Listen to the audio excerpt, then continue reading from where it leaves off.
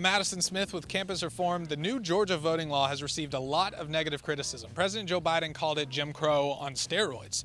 We're here at Georgetown University today. We're going to be reading some of the parts of this bill off to students and get their reactions to it. But we're not going to tell them just yet that it's the Georgia voting bill. Maybe they'll realize that this bill isn't as bad as people are making it out to be. Who knows? But let's find out. Would you support some sort of common sense like voter legislation? Yeah, I would like more direct representation. Absolutely. Absolutely. We're from Georgia, so there's a lot of voter suppression in Georgia, and I think that there needs to be a lot more freedom and accessibility towards polls and extending hours.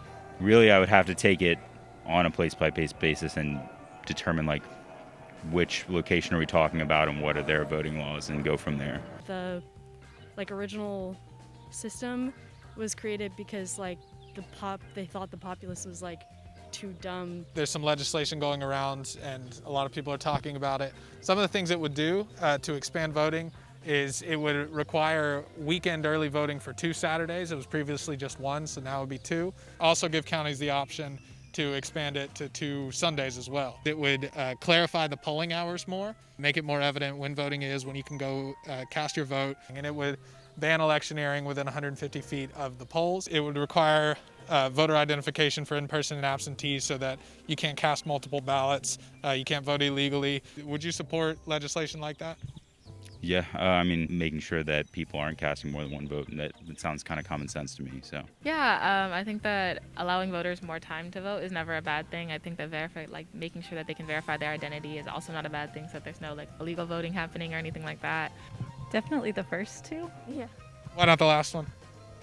Not everyone has access to an ID or has the ability to get one. Not everybody has a static location where they live. Yeah, definitely the first two, and having it available more.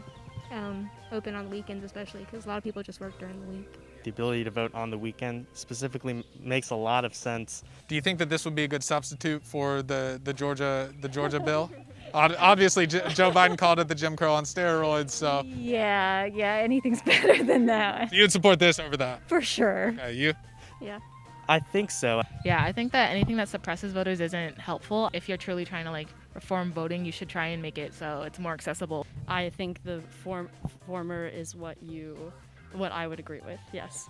Everything you said makes sense in terms of a proposition for voting. My understanding was that Biden was misrepresenting it a little bit and calling it Jim Crow. What if I told you that this actually was the Georgia voting bill? Would that shock you? As far as I was knowledgeable about it, yeah, it would shock me, yes. Yeah, I guess so.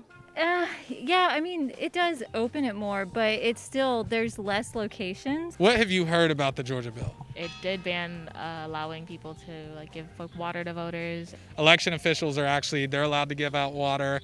You can go outside of the 150-foot zone of the voting area and grab water and stuff. It just bans electioneering from within 150 feet. Do you think that the media and politicians are kind of fanning some flames to try to stoke division? Do you think that when people actually read the bill, they'll see it's actually not that bad? Probably. I think that I didn't read up on the Georgia bill before, and so I don't know if anyone's deliberately flaring this up.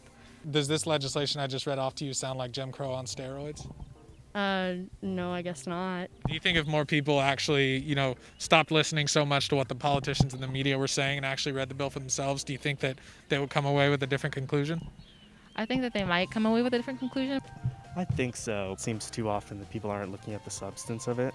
We have 3 years until the next election, 3.5, whatever. Do you think that's enough time for people to get an ID? No. I think it's kind of classist to require it. A poll came out that showed 70% of Black Americans do support voter ID. So, a lot of people are calling it Jim Crow, suppression and stuff, but the majority of Black Americans actually support it. Okay, I don't. Okay.